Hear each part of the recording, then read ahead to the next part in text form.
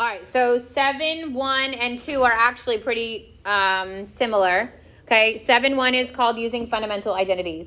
What this is really a test of how well you know, like your reference sheet that we've been using. Well, we didn't just use it, but we used it the sections before it, and how well you can apply it to simplify something.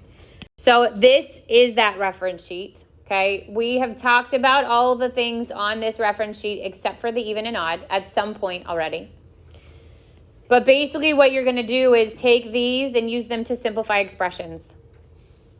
The reciprocal identities, hopefully we know well, secant and cosecant are the reciprocals of sine and cosine. So cosecant is 1 over sine, secant is 1 over cosine. Cotangent is the reciprocal of tangent. Tangent is sine over cosine, and cotangent is cosine over sine, which means you can replace one for the other. Then came the Pythagorean identities. Sine squared plus cosine squared equals 1. Tan squared plus 1 equals secant squared. And 1 plus cotangent squared equals cosecant squared. The even and odd are what's new to us. And they are basically that there are 2 of the 3. There are 2 odd functions, which are sine and tangent. And what that means is if I change the sign on the angle, it's going to change the sign on the trig function. So these, again, you'll use one to substitute the other. So if I saw sine of negative x, I replace it with negative sine of x. If I saw tangent of negative x, I could replace it with negative tangent of x. Cosine is an even function because even if you change the sign on the angle, it doesn't change the sign on the trig function. So cosine, if you look, it says cosine of negative x is actually equal to cosine of x. You can replace one with the other. And then the last set are your co-function identities, and we talked about these a while ago, but these are complements of each other. The sine of one angle is equal to the cosine of its complement, and the way you would show the complement would be the 90 degrees minus the angle, and in radians, that's pi over 2. So anytime I see pi over 2 minus an angle, I know to look at the co-functions, and these, like sine goes with cosine, tangent goes with cotangent, secant goes with cosecant. Because it's an even function. That's what yeah. So if you actually think about the logistics behind it, pick an angle in your unit circle. Like pick an angle from the first quadrant. Oh, sorry. Yeah. 45. Okay, so 45 degrees, which is pi over 4, has what coordinate point with it?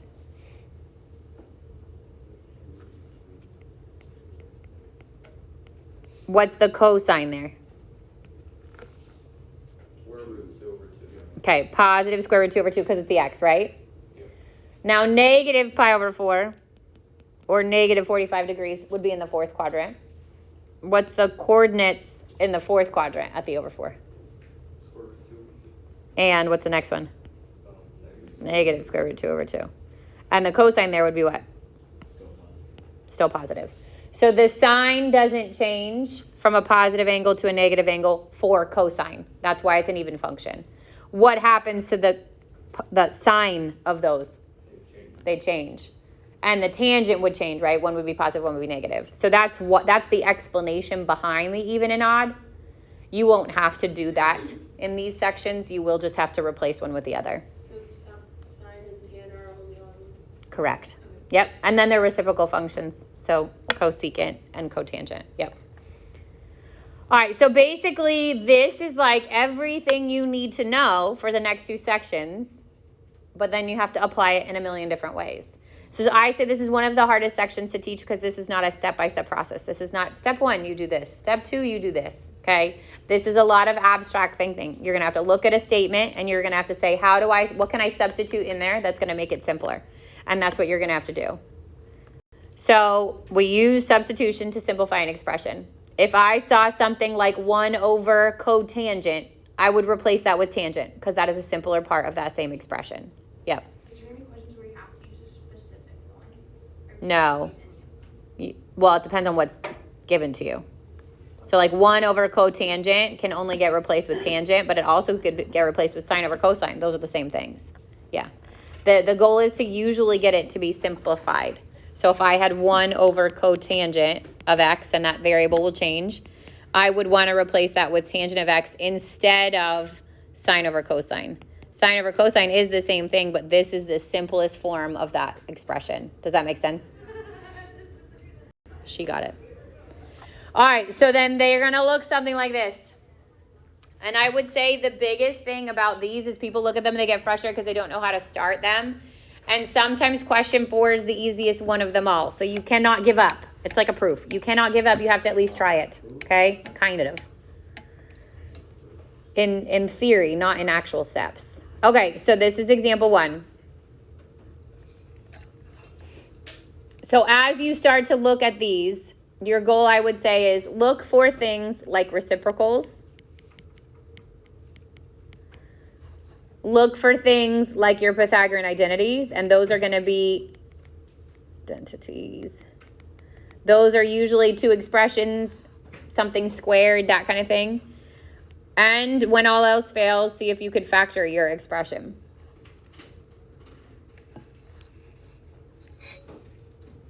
So are there any reciprocal functions in this one?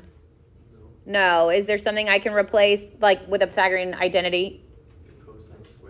Cosine squared would have to be replaced with like 1 minus sine squared, which you could do, but it almost makes it more complicated. But there is something that's happening here that would make this easier, which is what? Taking out what? Sine. Sine is there for both of them. So if I factor that out, which means I'm going to divide this one by it, and I'm going to divide this one by it, I end up with cosine squared x minus 1.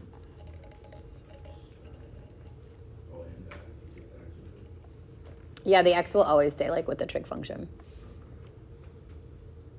Okay, now there's a squared function and a 1. If there's 2 squared functions added or subtracted, I'm going to look at my Pythagorean identities. If there's a squared function and a 1, I'm going to go back and look at my identities, okay? All right, so because there's a squared and a 1, I would go look at my Pythagorean identities. Is there one of those 3 that has a cosine squared and a 1? The first one. It's not exactly the same thing, but those are 2 of the 3 elements that are there. So if I took sine squared plus cosine squared equals 1, and I made it look like this, I would be subtracting the 1 and moving the sine squared to the other side. So cosine squared x minus 1 would equal negative sine squared x.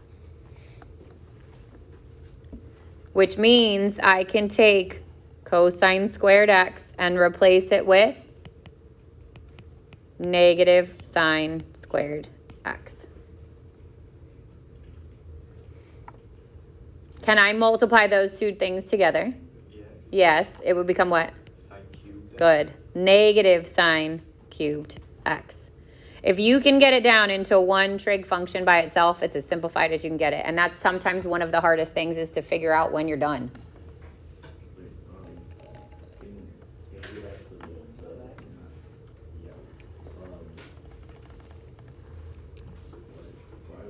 So in my question, it said this. I needed to manipulate that statement so that the cosine squared minus 1 was on one side. So I subtract the 1 from both sides, and then the sine squared was with it, so I had to move that to the other side. And then did the negative of the negative sine x come down there? Yep, it went here and replaced cosine squared x minus 1. Why doesn't the x become squared? So the trig functions are weird. The squares or the cubes will go on the word, not the variable. It is the same thing. Like if I wanted to find that actual value, I would take the value of the angle, find sine of it, and then I would cube it. So that's why the order is different.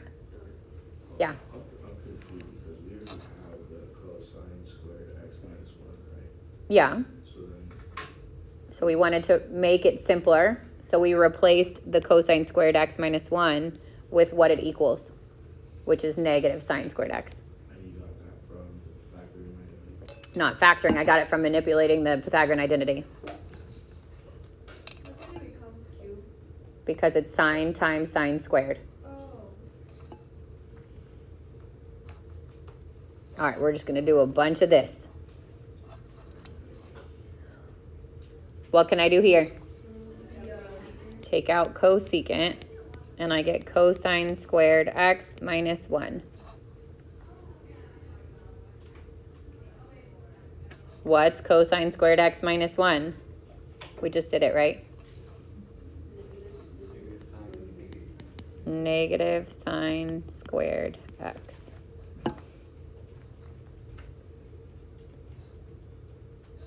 Anytime I can replace two terms with one, it's going to be simpler. So that would be the goal there. What is cosecant? 1 over sine.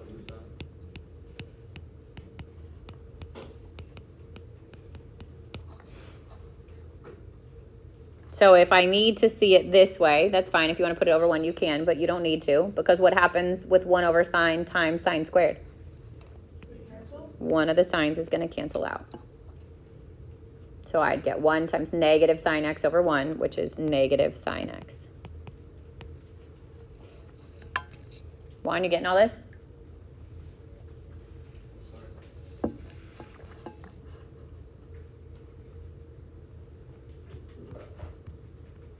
Only one of the signs. Nope, yeah, so it would be like 1 over x times negative x squared, if you think about it that way, right? It would cancel out one of the x's, but the other one's still there, and the negative's still there.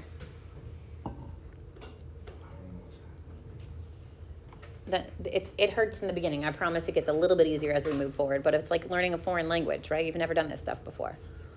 Okay, go to 3. What do you see there? So theta is now the variable for the angle, and that has absolutely no bearing on what I do. You could keep it x, you could keep it theta, you'll see u's, you'll see all different kinds of, they're just a symbol, okay? So what I want to look at is the trig functions. I've got secant, cotangent, sine, nothing squared. I can't factor anything out, right? Can I rewrite secant as something? Yeah. It'd be what? 1 over cosine, and the theta sticks with the trig function, so it'd be 1 over cosine theta. Can I rewrite cotangent? 1 over tangent, or Sine over cosine, or cosine over cosine over sine. The reason I picked that one is because the other trig functions that are already in this are sine and cosine. There's no tangent here. If there was a tangent in there, I would do 1 over tangent. Okay, and then sine is in simplest form. Usually sine or cosine by themselves, you can't replace. You wouldn't. So that would just They be don't 1. cancel that? So what cancels in pairs? The cosine cancels with the cosine, the sine cancels with the sine, and this whole answer is just 1. Yeah.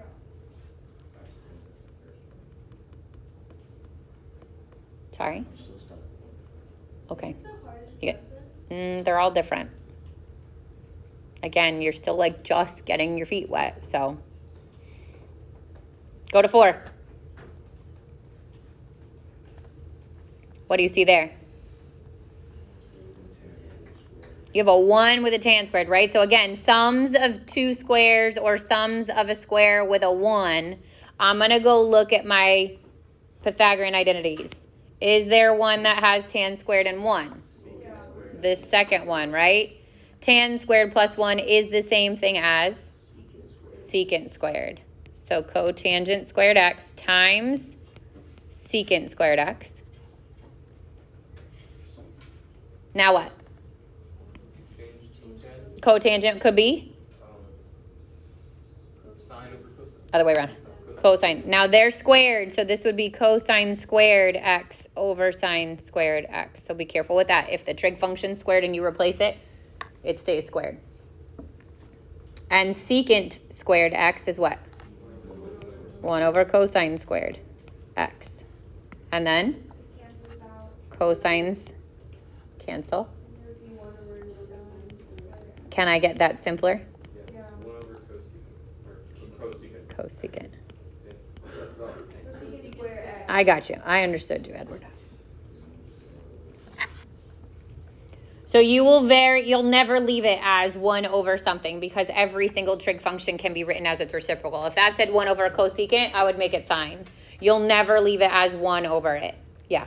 How did the tangent become secant? So because it had a 1 plus, like if there's 2 squareds added together or there's a squared with a 1, I go look at my Pythagorean identities. And the one that has tan squared and 1 is this one. So tan squared plus 1 can get replaced with secant squared. You got to train yourself to look for those. If I see a negative angle, I look at these.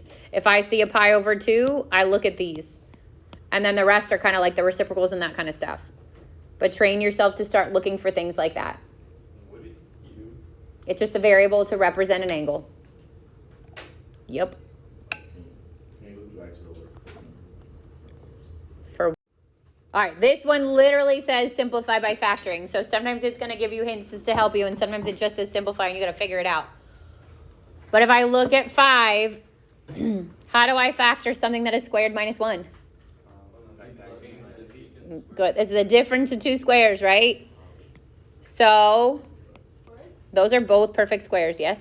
Oh, yeah. And there's a minus between them. So I do secant x plus 1 and secant x minus 1. And that's literally all it wants you to do right now. Right now. Yep, because it just said simplify by factoring. Yeah, Isn't that less simplified? it is. If it just said simplify, I'd go to my Pythagorean identities. And the one that says tan squared plus 1 equals secant squared. So I move this to that side, and that actually is tangent squared. Yeah, but because it said factoring, I'm factoring it. All right, 6. Now I've got a tan squared. I got a tan squared and a tan. This is like having x squared and an x. You could totally replace your trig functions if you want. You could say a equals tan, and I can make that 4a squared plus a minus 3, as long as at the end I put that tan back in. God bless you. How do we factor that? 4 times -3. So you could do the first times last. First times last would give me negative 12. Factors of negative 12 that sum to positive 1 would be what? 4 and negative 3. Replace your middle term with those two. And then factor by grouping.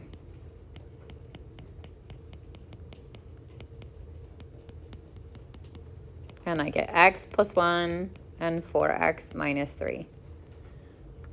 But we put the x in place of the tan, so this has to be tan x plus 1 and 4 tan x minus 3. You're just, eventually we're going to solve these, but not yet. Oh. So wherever there was an X, you would have Yeah, and you can put a different variable if you want. Like that's what we substituted in. We said x equals tan of x. I could have used a if it's confusing. Or you could keep it. Like as you get better at the factoring, maybe you even keep it and you don't have to replace it.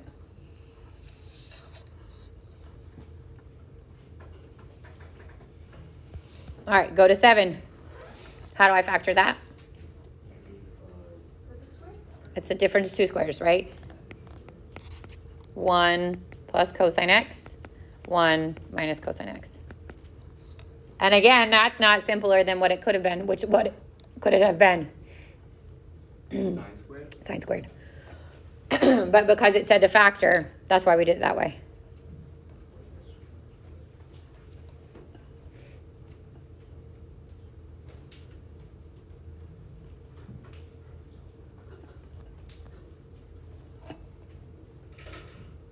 All right, 8 looks like 6 did. It has an x squared and an x.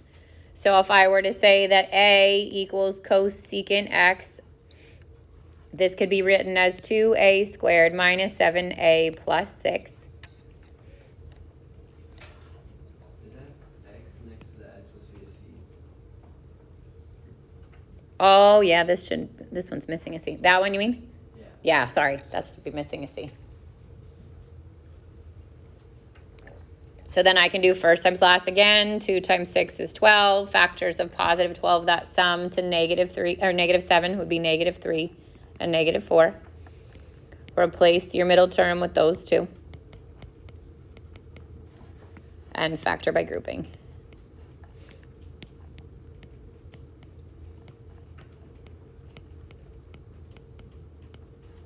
I get 2a minus 3 and a minus 2, and then the cosecant goes back in. 2 cosecant x minus 3 cosecant x minus 2. All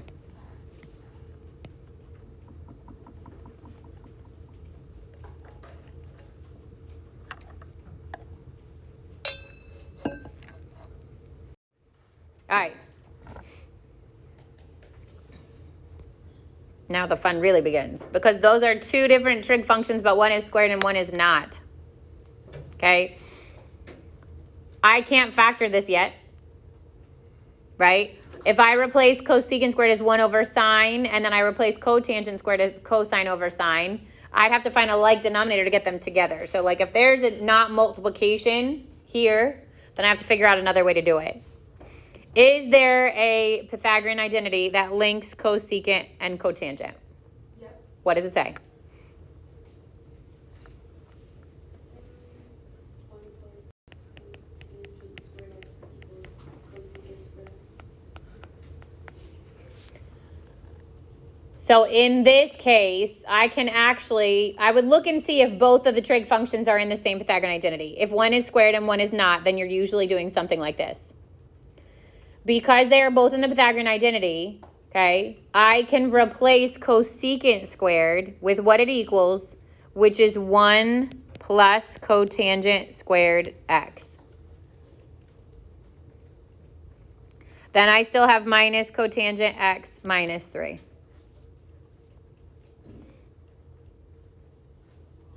So I replace cosecant with what it equals because they are in the same Pythagorean identity. Now I want to combine my like terms. So this becomes cotangent squared x minus cotangent x minus 2.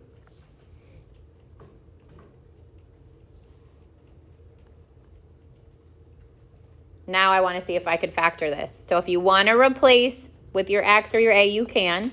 This would end up being a squared plus a, or sorry, minus a. Minus a minus 2. Are there factors of -2 that sum to -1? -2, +1. And then I bring the cotangent back in. So cotangent x minus 2 and cotangent x plus 1. Like I said before, we are baby stepping our way into actually solving these equations. We're not there yet, but that's eventually where we're going with these. So the way I know what to look for there is if there's a squared and a non-squared and it's a sum or difference. Like obviously if it was multiplication, I would try my reciprocals first. But if it is a sum or difference and there's a squared and a non-squared, I look at my Pythagorean identities and see if they match. So if you go to 10, what do you see about 10? There's a squared and a non-squared, and in here is secant and tangent. So if I go back to my Pythagorean identities, is there one with secant and tangent? Yeah. And it says what?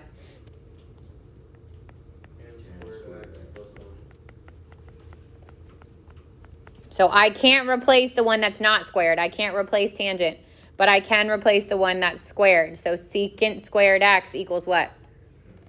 Tan squared x plus 1 plus the 3 tan x plus 1. And I end up with tan squared x plus 3 tan x plus 2. If you want to make tan x your a or your x, doesn't matter what variable, this would be a squared plus 3a plus 2. 1 and 2. Good. A plus 1, a plus 2, and then I have to bring the tan back in.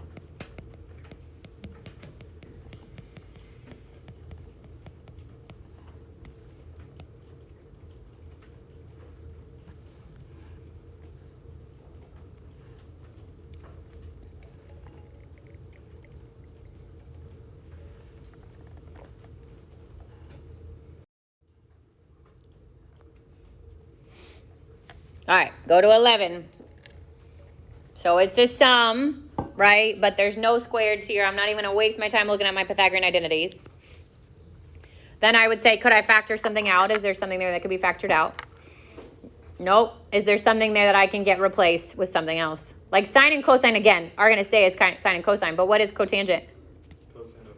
Cosine over sine. So this would be cosine over sine.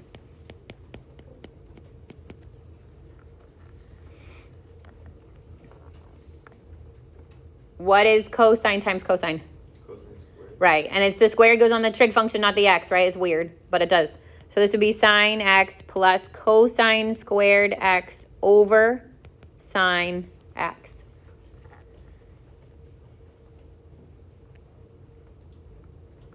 You will also probably never leave something, a sum like that, okay? If there's a fraction, then you have to keep going. So I need to give these a least common denominator to get them to be 1. So sine over 1 becomes what?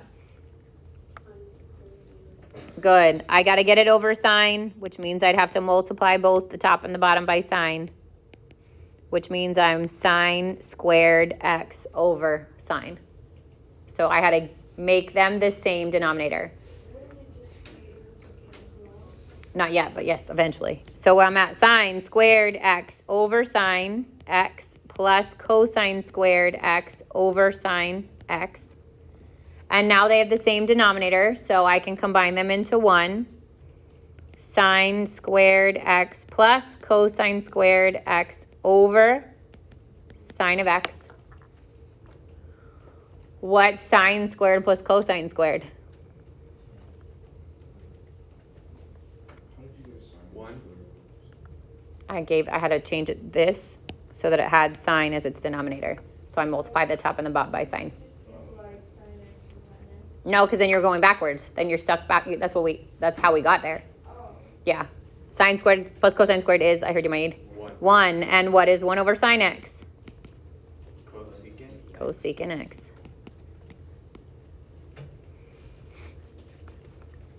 Wait. How did you get 1 over sin? Because sine squared plus cosine squared is 1. Oh.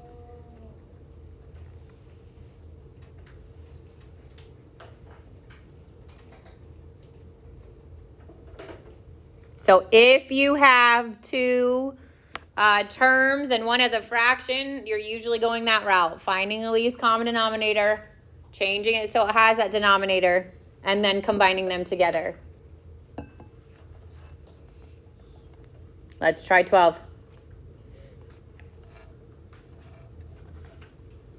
So I'm going to replace the reciprocal ones. What is cosecant?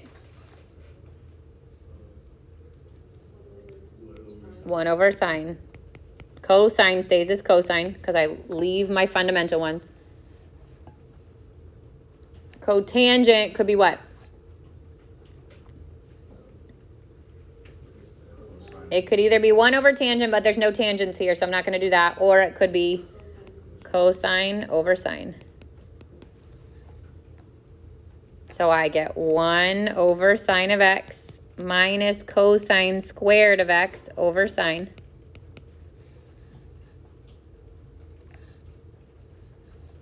This time they already have the same denominator, so I just need to combine them. 1 minus cosine squared of x over sine.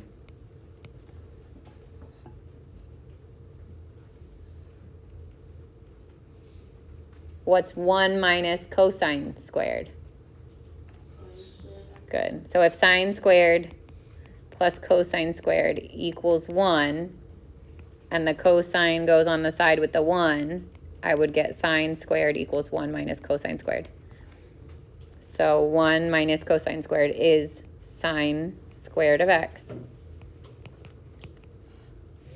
And then what happens there? One of them cancels out.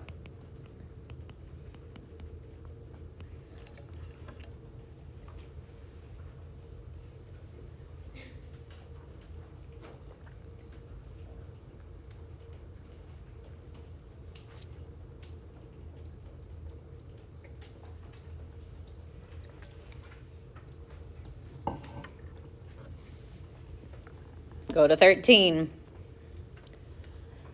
So the fact that 13 has not a single reciprocal function or tangent or cotangent means that I'm not replacing anything with a reciprocal function. Like I'm stuck.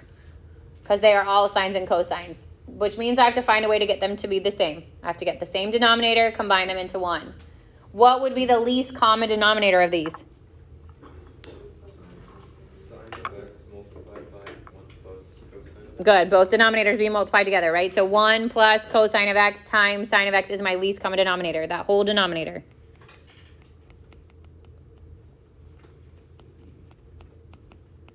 So in order to get that to have that like denominator, what do I have to multiply the first one by? Sine of x. And what would I have to multiply the second one by? 1 plus cosine of x. So I get sine squared x plus, if I distribute this, I get cosine x plus cosine squared x. And all of that goes over 1 plus cosine x sine x.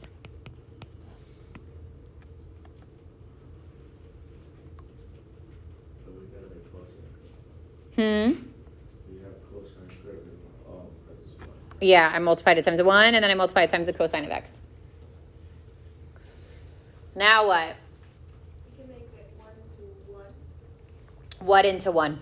Sine squared x and plus cosine. You can make that into 1. Good. So this becomes 1 plus cosine x over 1 plus cosine x times sine x. And that cancels out. Good. What's in my numerator? 1. So it's not gone, right? It's 1. Oh wait, secant x. So close. Cosecant. Cosecant.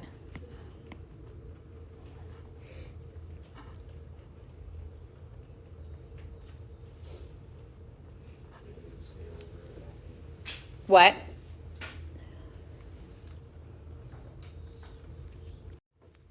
All right, what are we gonna do here?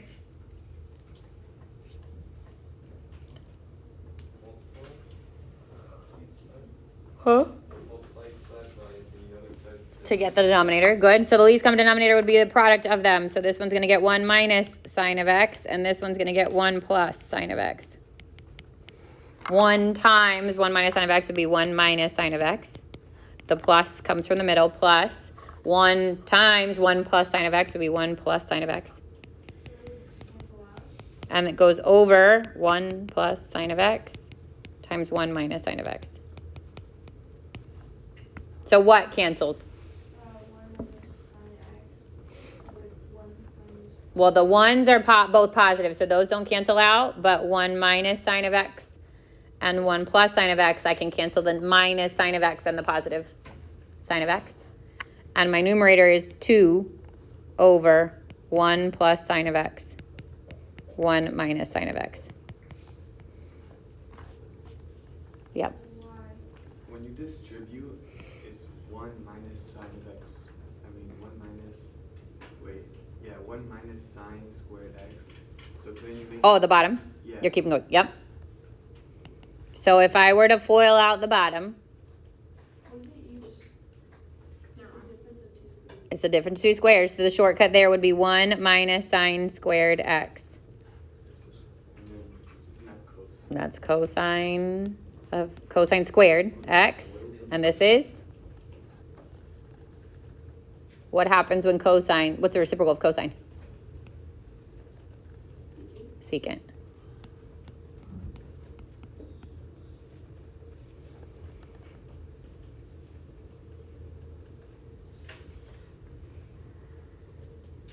Why couldn't you just like at the what there's like the sine x and the sine.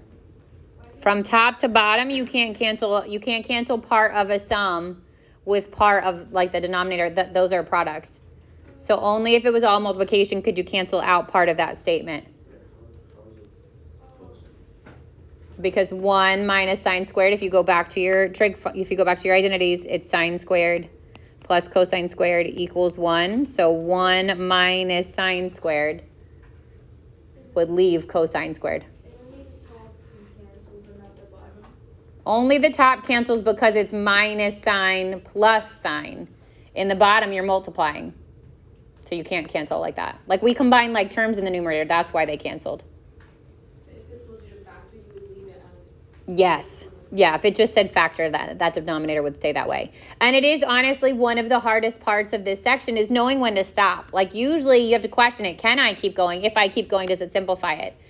The next section actually has an equal and then there's a goal. So the next section gets easier. Sometimes they're more complicated, but it gets easier because you know what you're looking for.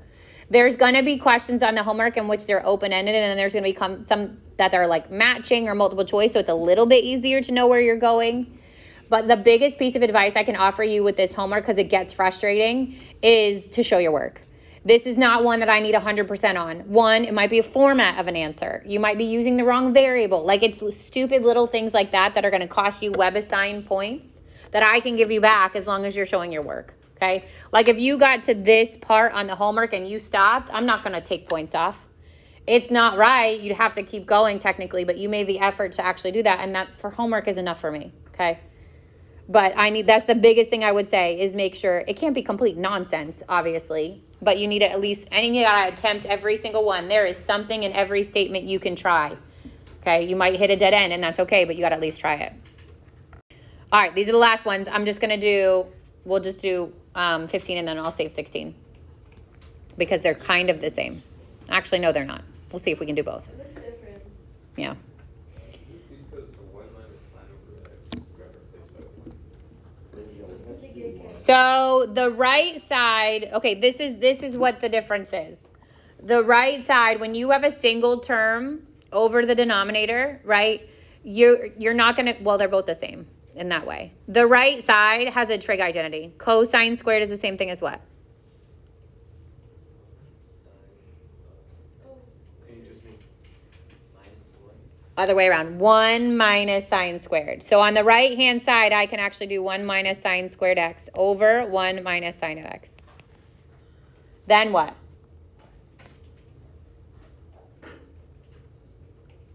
Can you factor 1 minus sine squared x? Different two squares. 1 plus sine x, 1 minus sine x. And then, because that whole expression matches, I can cross through the 1 minus sine x. And I get 1 plus sine x. Skip example 15 for now.